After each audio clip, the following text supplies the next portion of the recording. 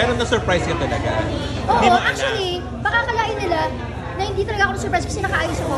Kasi, ang alam ko talaga, meron kaming dinner with the family and relatives. So, yun ang alam ko. Wala talaga, alam ko, hindi naman pinaksara yun.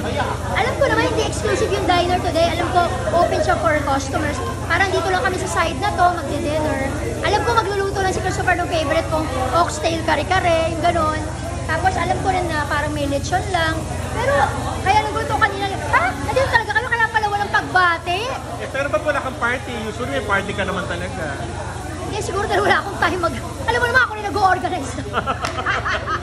Wala akong time kasi di ba may busy ka. May ginagawa kaming pelikula ngayon. By the way, musical. Oo nga, ano ba yun? Oh, yun ang maker din ng Unspoken Letters. Yung production namin. Tapos nakakatuwa kasi yun nga, bida, tapos parang naalala ko tuloy ng bata ako, nanonood ako ng The Sound of Music. Diba? So, at kasama... ka dyan. Yes, Mars. Alam mo, nagvo-voice lessons at piano lessons ako. Fantasy. Oh. Grabe ng Hindi, ano to, parang dream come true. Kaya nga. Diba?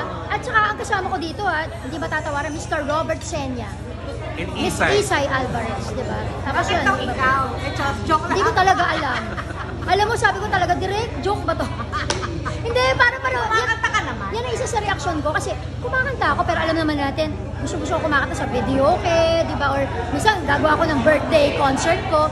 Pero hindi ako professionally, di ba, kumakanta. Pero sabi nila, yung character kasi ni Madonna, by the way, yun yung pangalan ng character, parang may pagka, ako sa totoong buhay, madaldal, may pagka-jolly and all. Yun lang, dagdag yung side na music teachers. Music teacher! Wow! At talagang may eksena na nagpa-piano, ganyan. Kaya nahiya naman ako kay Sir Robert Senya, tsaka kay Miss Isay Alvarez. Talagang nagtitake up ako ng piano lessons para doon sa eksena nyo. Kasi ayoko naman daya yung kamay. So bukod sa kanta, mayroon pang magpe-play ka pa ng instrument? Yun ang, nasa buong buhay ko, di ko ginawa yun. Sa totoo lang, nagtatempt akong magano ng guitar. Sakit sa kamay. Ayoko naman kalyo-kalyo yung kamay. First time ko actually yung na-try yung piano. And parang tingin ko siguro, ito lang yung inaantay. Noon ko pabalak yan eh. Para talagang ituloy-tuloy ko yung piano lesson.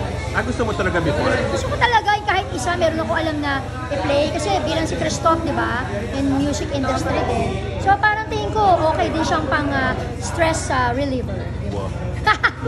It's never too late. Yung palang inisip ko, siguro at my age, diba, 48, parang doon ko lang na-realize na it's never too late to learn new things, diba, in life. Hindi nga ako marunong mag-drive, sa totoo lang hanggang ngayon eh. Actually, isa yun sa parang goal ko rin siguro on my birthday. Baka pwede pa naman, matuto parang mag-drive, diba? Kahit pang emergency. So live singing ba kayo dyan? Merong live, meron ding iba recorded. And may mga choreo. Kasi made ako na yaya. Ganon. At saka full musical kasi siya, di ba? Parang halos gano'n kasi parang konting kibot, meron ng biglang may paano ko ng mga Greatest Showman, paano ko ng mga ano eh. So, nung in-offer sa akin, sabi ko, noong una, sure ba talaga sila? Baka maging joke yung laba. Pero nakita ko naman, pati nabasa ko yung script. So, sana magustuhan nila yung magiging outcome. Tsaka syempre may Cruise versus Cruise, di ba? Na malapit na rin. Na hindi mo na ako naantap. Tapos malapit niya kasi end of July, I think. Tapos, yung Cruise versus Cruise, doon ipapalabas. Yes, so kailan yung movie? Hindi, ang movie. Actually, baka, hindi ko pa alam kung ano yung kanyang playdate.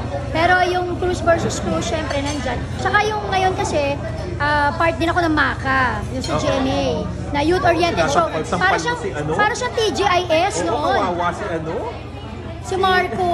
Si Baguette? Actually, hindi lang ako nananampal na ngayon, kundi nangahampas na rin ako ng chicharon sa mukha. Pero nakakatuwa kasi nag-viral. Kasi natuwa yung NAPA, GMA Public Affairs, kasi naging million views agad yung paghampas. Tsaka alam mo, nakakatuwa yung bata. Ang sarap kasamang umarte ni Marco. Magaling yun. Mahusay. Ang sarap din niyang kawawain kasi ang bilis niyang umiyak, ang bilis, tsaka mukhang kawawa, ganyan. So, I love working with this new generation ng mga artista. Pero guest ka lang sa MACA? Or? Actually, for this season, parang semi-regular kasi since nag-start yung new season, lagi ako nandun. So, tomorrow yung taping uli namin. So, I'm just grateful and blessed na eto, nasabay sa birthday, na merong once a week show, magkakaroon ng regular serye, and eto nga po, may movie. At syempre yung vlog ko, yung Glad to be with you. Hindi na makalimutan, tulungan nyo naman ako bilang bagong vloggerist ako, di ba? Ikaw matagal ka na. Di ba? So, sana, tuloy-tuloy pa rin yun, yung Glad to be with you na YouTube channel. Sino ba next mo mga igigit? Well, ayan, si Angelo. Nandito. Sabi kasi naman, sunod ba English? Madagal ko na inaawitan niya. Alam ko na busy niya. Kaya I think mamaya na magaganap yung sit-down interview namin. Bago pa maging mayora. Mas lalo siya magiging abala. May balak daw ba siya? Sabi niya sa'yo. Hindi ko pa natatanong yan. Mamaya ko itatanong at isi-share ko agad sa'yo, Kuya Al. Kain muna kayo. Thank you. Picture kayo ni Papa Chris. Thank you, bebe. Malapit ka Papa Chris. Hindi ko talaga alam. Alam ko, lulutuan mo ko ng kare-kare today, di ba? So hindi niya talaga alam yung surprise mo? Sobrang intimate lang talaga yung ano. Sabi ko nga sa kanila, maliit lang po. Si Ate Rosie makapunta eh. Oo nga eh. Talagang gusto ko yung mga kasama, yung ma-appreciate yung kasama natin talaga sa music. Pagpasok ko, bumungad sa akin siya. Tsaka, Sobrang, dahil mga alam niya kasi favorite ko yung kare-kare na oxtail. So sabi niya, bebe, magluluto na lang ako ha. Magagaling pa ako sa training ko sa on the job, ganyan. Baka nga gabi na ako dumating, sabi niya pang gano'n. Totoo ba may training ka talaga? Meron talaga. Okay, pero akala ko nga gagabihin siya. dahil akong BGC tsaka doon. So, ako mababaw ng kaligayahan ko. Gusto ko lang yung may pansit na, yung favorite ko, yung Nikki Biho na pansit, may kare-kare na oxtail, parang may ice cream, may ano, yung ganyan na ako. Mas okay ako ng ganun. Baliktad ako, pag birthday ko, hindi ako masyadong nag-aabala, except yung concert ko. Except yung concert ko. Hindi, alam mo ba't ako nag-abala noon? Hindi kasi ako nakapag-40th dahil nabuntis ako. So yung 45th ko, yun na yung pinagsama-samang 40th, 50th in the future. Kasi hindi ako mag-50th, ayoko. Ay, ginagawa yan. Dahil sa Marisa yung Hindi, ayoko. Hindi na tayo yan. Wala na makakaalam kung magiging golden girl ako. Siyempre, pag 50 ka at maganda ka, Oo, sobrang ano yun, milestone ng 50th, no? Oo, Ikaw pa ba? Tignan natin.